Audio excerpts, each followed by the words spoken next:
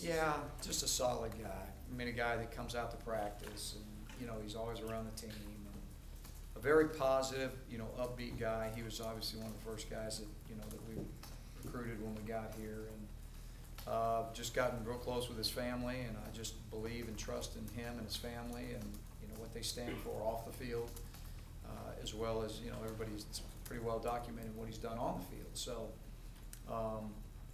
you know, he's just a young man that I got a high level of respect for in a lot of ways. He said that his best memory of the 2010 season was Cody Burns catching a touchdown pass in the national championship game. Not his catching the Iron Bowl, not anything that he does. Does that surprise you that he said It doesn't. It doesn't surprise me. I mean, again, I think he's a very selfless guy, and I think that, you know, that's what's going to make him be successful, whatever he does after this, because it's never really about him, and it's never really been about him. He's, you know, he could stand up and beat his chest for a lot of things that he's accomplished that, you know, people would dream about accomplishing, you know, in his career here, but he never does that. You know, he's always going to talk about somebody else, and he's always going to be one of those guys that steps up to the plate and tries to help somebody else. And again, that's why I talk about what he, you know, represents off the field, you know, as well as on. When you think about Lutz and those accomplishments that he's had here, is the Alabama touchdown the first thing that comes to mind, or?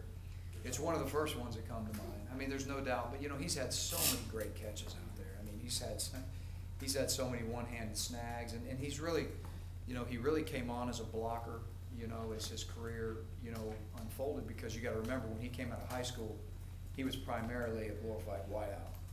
So, you know, he had to learn the blocking game, and he had to learn how to do all those things, and it was very important to him to be able to try to improve in that regard, and he did.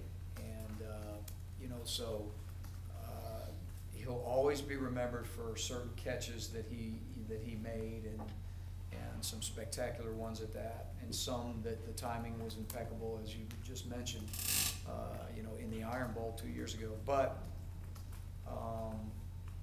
his blocking and just, you know, everything he's brought to the table, other than the things that you even visibly see him do as a player, what he's like in the locker room, what he's like in encouraging young guys, what he's like, you know, bringing guys in that, you know, want to play, and he wants to help them. He wants to help them learn the offense, or, you know, just learn what college football is all about. He's just always been one of those guys that, you know, and that's why I think most of our guys, you know, on our team have a very high level regard, very similar to me, you know, on Philip.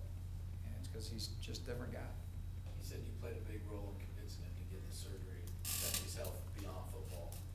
What was that conversation like when you Well, you know, he was very distraught, and you know, my number one goal always is for doing what's in the best interest, you know, of our student athletes, particularly when it comes to injury.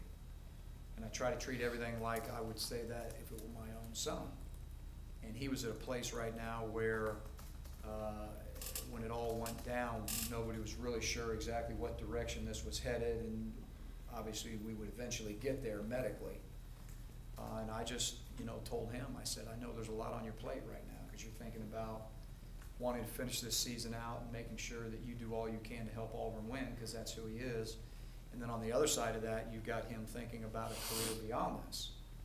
And I just said, at the end of the day, when you really sit down and think about this, and you know, you really soul search and pray on it and do whatever you have to do, you got to end up doing health-wise what is the best for you, not 10 weeks from now, but 30 years from now. Because one of the things that happens with an injury like that is you don't want to walk around with a limp for the rest of your life either, so that you can finish, you know, what you started.